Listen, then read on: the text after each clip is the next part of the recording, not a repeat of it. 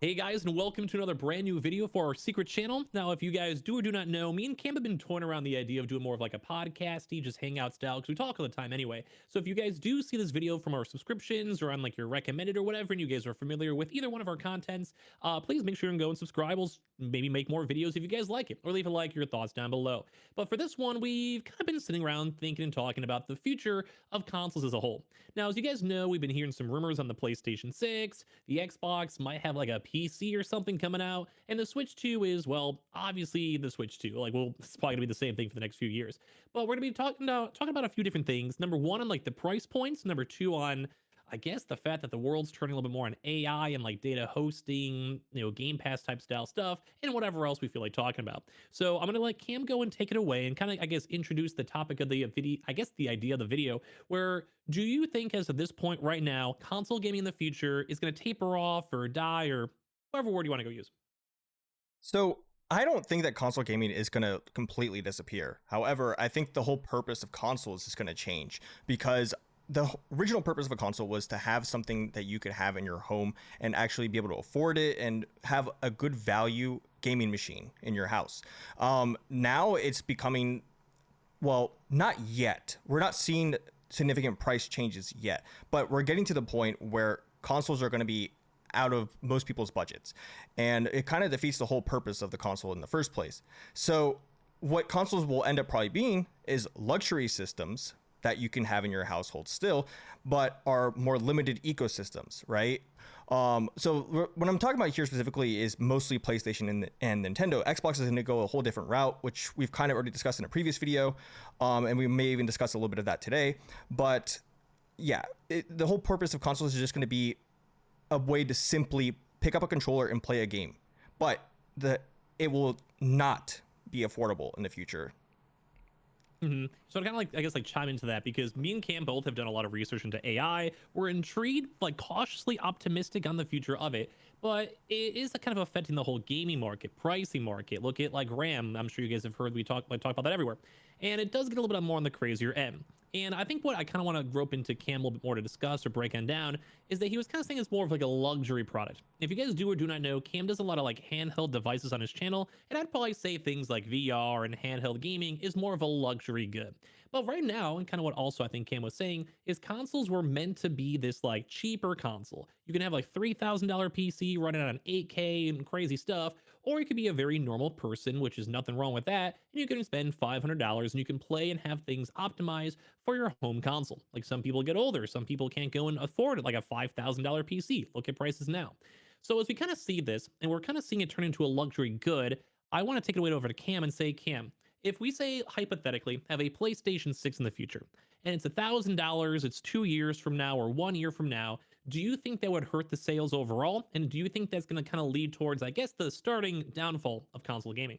Well, I think they're gonna have a PS6, of course. Like it's gonna happen, but yeah, Mhm. a lot of people are gonna stay on PS5 a lot longer, and I think they're just gonna have a lot of more cross-gen stuff. And I just don't know if there will be enough pros to the getting the PS6 immediately as there were to getting the PS5 when you had a PS4. I mean, people talked about the PS4 being like sounding like a freaking jet engine, right? Like people were like so ready to get a PS5 just to like avoid that small thing. I mean, and the jump from PS4 to PS5 was significant when you talk about 30 to 60 FPS. A lot of games didn't even run at 30 FPS on the PS4.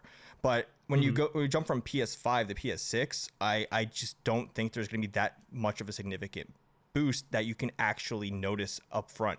They're probably gonna throw like 8K out there, like you were saying. They're gonna throw 4K 120 out there.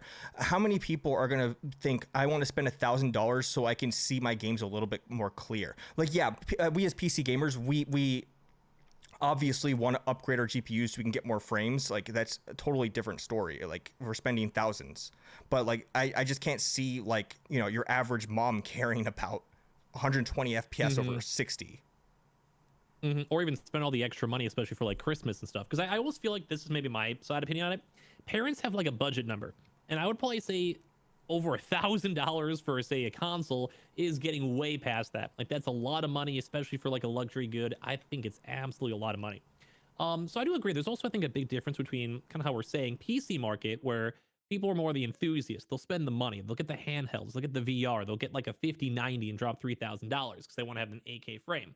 But I do think there's a big distinction between like casual gamers and people who are just gaming for fun. Like, you play for 2-3 hours with your buds. Maybe you don't want to sit on a desk. Maybe you think it's a little nerdy. You don't want to play World of Warcraft and just rather play like FIFA, Call of Duty. There's nothing wrong with that. But I do kind of think if it costs too much money, people that are already casual get phased out. Like they're not going to want to go and spend the extra money. $1,000 might be too much, and it can become too much of a luxury good. So I'm actually kind of curious, and this is more of like I guess a somewhat of a twist, and maybe take it how you will. When it comes to say AI, which has been driving all these costs up here too. Do you think that with PlayStation 6 or maybe even the next Xbox console, do you think AI will be able to go and also offer big enough improvements? So say like ray tracing, say like just loading or animations or all those frame things. Do you think this AI technology will be able to make the PlayStation 6 or Xbox worth buying? Like that, making that generational leap worth moving or no? For hardcore people, obviously, yeah. I mean, people who are like really into graphic stuff, which I don't know Like why maybe you're like a still on. PS5 Pro person? Yeah, why are you still on console at that point though? If you're gonna spend $1,000 on a console just so it looks better, I mean, most people are buying consoles and they're playing FIFA, 2K, COD, Fortnite. Fortnite is not gonna stop like being playable on PS5 because the PS6 comes out. Like, there's gonna be very little reason for people who only play COD, FIFA, and Fortnite or 2K, whatever, to upgrade. Like, this, like, I just cannot see the incentive. There's just really isn't.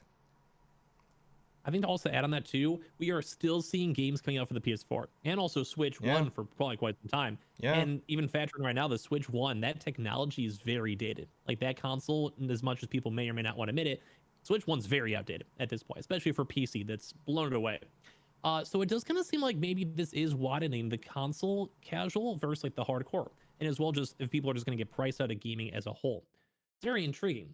Now, I think the next kind of big, kind of more, I guess, social part of this, because that was more on like the feasibility, is it worth it money wise, the casual versus like seriousness. Now, I want to talk more about the games because everyone can appreciate consoles, but games. How do you feel right now for this, both for both, let's say Xbox, PlayStation, and the Switch, just maybe roughly or generally? Which do you think at this point we've even been this console generation long enough? Do you feel like we even deserve the PlayStation 6 or Xbox 720, whatever it may be? Absolutely not. Absolutely not. I can say I that kind of with agree. I agree. 100% I agree. confidence. Like, what have we gotten so far? Like, Spider-Man 2 is maybe the one system seller for the PS5 that I could really like say like that would attract a large crowd of people that are mostly casuals, right? Because Ghost of We don't have Yotei, GTA yet. yeah, GTA 6 isn't out yet. We don't even know when that's coming. It's probably not even going to come in the date that they have for right now. Did they even have a release date? It's like fall of this year. I think it's November. I think it's November, maybe, but I could be wrong. No, it's coming. Not coming this year. I think it's getting one more delay. I can see it. Yeah, they'll find some reason to justify delaying GTA 6. I just can't see it coming out this year. It's not happening. We got Wolverine coming out for PS5. That was announced on like before. Wasn't that announced before the PS5 was even on store shelves? No, it was a little after, but okay, it's been like 3 years. It has been a while. Yeah, like, too long. Yeah, and we don't even know if that's going to be good, of course, because just because it's made by Insomniac doesn't mean it's guaranteed to be good. I mean, every studio has hits and misses, so. But yeah, like the only system that really has like real system selling games, depending on really who you ask, is Nintendo for the Switch 2. Like, it's the only one I can really point out and be like, yeah, they have enough exclusives that like I could say, yep, get the Switch 2 over the Switch 1, because Metroid Prime 4 being on Switch 1 doesn't really change much. When you can't play Mario Kart World, you can't play the new Kirby Air Ride, or you can't play actually isn't it? No, Donkey Kong, that's the other one. Yeah, those are all the exclusives, I think. See, funny enough, just because maybe like people don't want to hear, what do you even think about the Switch 2?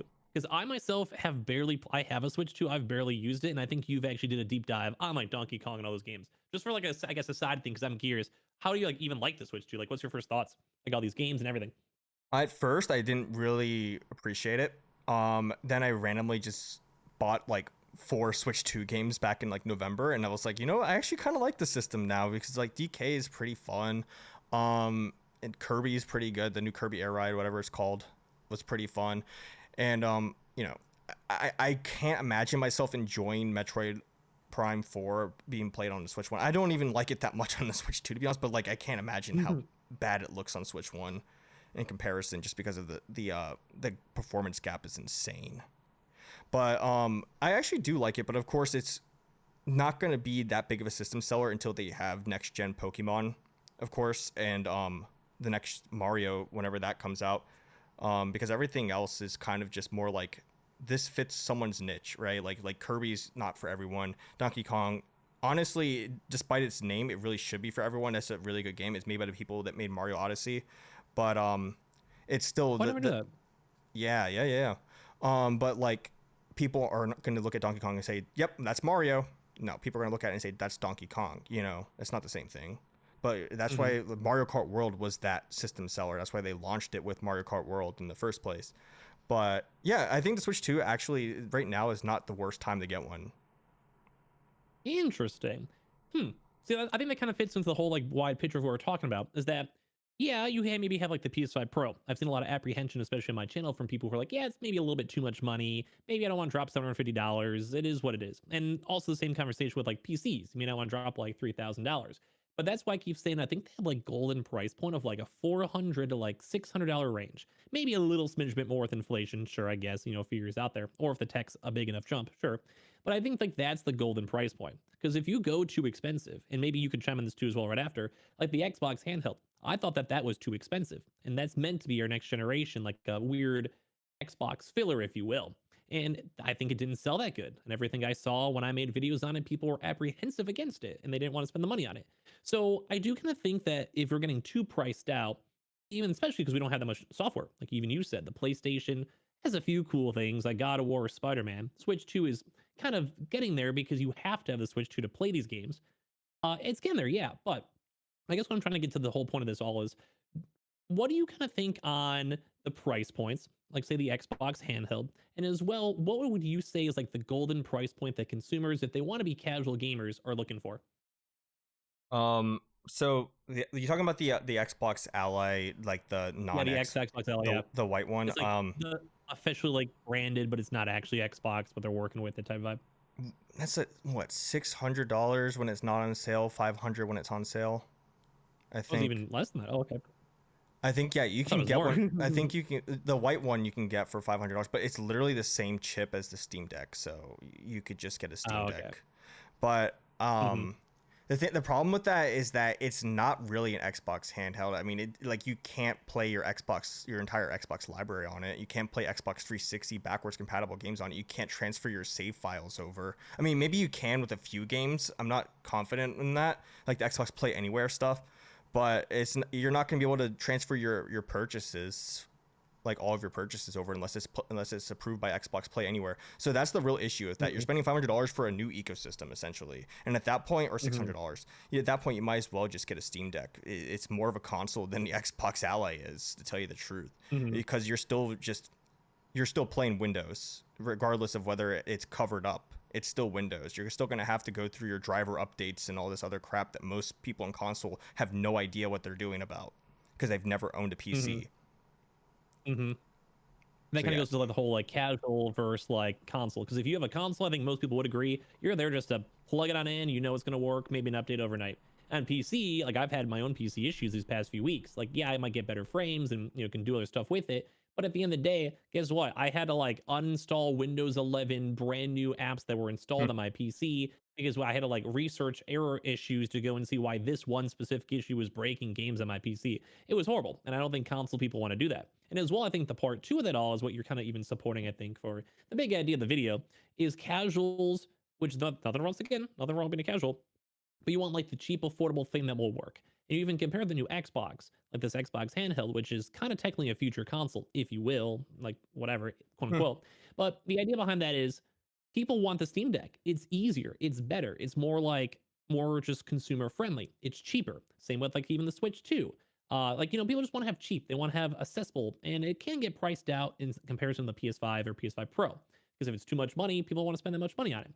So I do feel like there's like three different layers. It's like the pricing, what you're actually getting, and I guess like the overall hardness of it all. So like I guess from like that kind of thought, what do you think we should even be focusing on in the future? Or as well, if you just want to kind of wrap up those thoughts in there, would love to hear it. I think they need to find a balance for price, and like I just don't. No, if it's even possible, to tell you the truth, I think they might just say this is the price. If you don't want it, we have our previous system. Look at Don Matrick for the Xbox 360 and Xbox One. He said if you don't like the price, you have the 360. That's for you. They're gonna repeat history and do the same thing again. Consoles are just gonna be, if you want to upgrade, it's gonna be a luxury. It's literally it. That's kind of what we've been saying this entire time. It's just if you want the best of the best, you got to pay the biggest price tag. Mm-hmm. So you just kind of think that people are going to probably get priced out, and the big companies are going to be like, well, guess what? That sucks. And yeah, and that's kind of where the Steam machine comes in. I mean, that's going to be, we don't know what the price of the Steam machine is. We're not going to go there today. But if it's $1,000 or below, I mean, and a new next gen console is $1,000 also. If it's less powerful, but it's just you want the extra ability with the Steam machine or whatever, like the extra customization, whatever you want to do with it, it's going to be competing with it up there with the next gen consoles, even if it may not be nearly as powerful. Mm-hmm. And honestly, Steam has a lot of benefits over like buying from the PlayStation Network store or the Xbox store or whatever. We could definitely say this for future videos. If you guys are still somehow watching here, please go and subscribe if you guys enjoyed it, or give your thoughts down below. But I do agree. And I also want to say high level, I actually appreciate the fact that Steam is kind of this weird company that's also kind of pushing these other companies around with their VR, with the Steam machine, you can look at the Steam Deck, etc. And they have tried to do consoles before. So I just want to always give a big thank you and shout out to Steam for the fact that they're at least trying to hold Xbox and PlayStation and Meta accountable, and making like even the Xbox ROG Ally and all those different types of handheld devices. So overall, shout out to them. Like, they're trying to help the consumers out, which once again is like the main idea of this video, is we don't want people priced out. We don't want console gaming to die, because there is a very big niche of casual gamers, mom and dads who might want to sit on their couch and play games. Maybe kids' first consoles. Maybe people who just can't afford $4,000 for a PC. Like, the market is there. And I don't think we want it to end. So I guess for me, I guess they have my final thoughts on all this, unless you want to talk about anything else, Cam. Would you be sad if gaming as a whole, console gaming especially, becomes, I guess, too unaffordable, or it kind of dies out, like say less people over time because they just can't afford it? Like, would you be sad? Like, kind of, I guess, kind of your thoughts in the future like that. Okay, so I'm going to answer this in two ways. So, blanket statement, it would be sad, because of course we grew up with value systems, of course. But I'm so happy you're not like, yeah, I can't wait to see everyone never to go play video games ever again, or some crazy response. Absolutely not. Like, I would be happy. I would be happy if console gaming disappeared. Yeah, screw you, little Timmy. You don't get your PlayStation for Christmas next year. Okay, anyways, what I really wanted to say was, I think that like the older gens are gonna last longer, and that's really where we're heading. Like, PS5 is just gonna last a lot longer. I mean, look at the PS3 360 generation. Look at that as like the roadmap essentially. That was like what, a 12-year generation, wasn't it? Very long. Very long. Yeah. I think that's where we're heading, because RAM prices are getting crazy, and like, I wouldn't be surprised if they even raise the price on the PS5 and Xbox again. Even the Xbox is so like expensive right now. It's what, $600 for a brand new one? 700, 600, 700, dude. Just get a PS5 it's Pro. 700. Yep, I think it goes up to 800 for the 2TB. It's crazy. Dear God, they've had their sales numbers go horribly down. Like, I think had the worst quarter ever. Yeah, I really think it's gonna be like, the best example I can come up with is like when a car company comes out with a supercar, they're like, here's our Audi R8, but like, how many people are gonna buy that? But like, it's crazy cool that they have an Audi R8, and then most people are gonna go buy an Audi A5, or for like, a sedan or something like that. But like, the fact that they have this sports car level console available to you is gonna like attract attention. And then most people are going to stick with their PS5. That's literally what it's going to probably end up being. And we kind of already saw it this whole console generation with the PS4 having games, the Switch still getting games, Xbox Series S. So I can honestly kind of see that. I think in the future, it might become more of a luxury good. I do think people might get priced out, and I think it's going to be a kind of a bad future in the day. Yeah, but like, it will really change that much if most people just play 2K, Madden, COD, Fortnite, and Fortnite's still playable on a PS4. At some point, Fortnite is going to have to move off the PS4. Oh, my camera just went off, bro. Thank God we're almost done with the video, but that's okay. I guess if anything, that's probably the perfect time out there because we had some good lingering thoughts. But if you guys want to go and support our channel, feel free to drop a sub. This is all secret stuff for us still. So if you guys somehow made it on through, you guys are the OGs and the starters. So special love to you guys, and hopefully you guys will enjoy the future videos. We're gonna start making more whenever we have a chance to. So if you guys will enjoy, and just make sure you guys go and check out Cam and mine's socials down below if you guys are unfamiliar with either one of us. And I appreciate you guys all very much for watching. And Cam, take it away. All right. Well, thank you guys for watching, and we'll see you in the next one. Peace. Peace.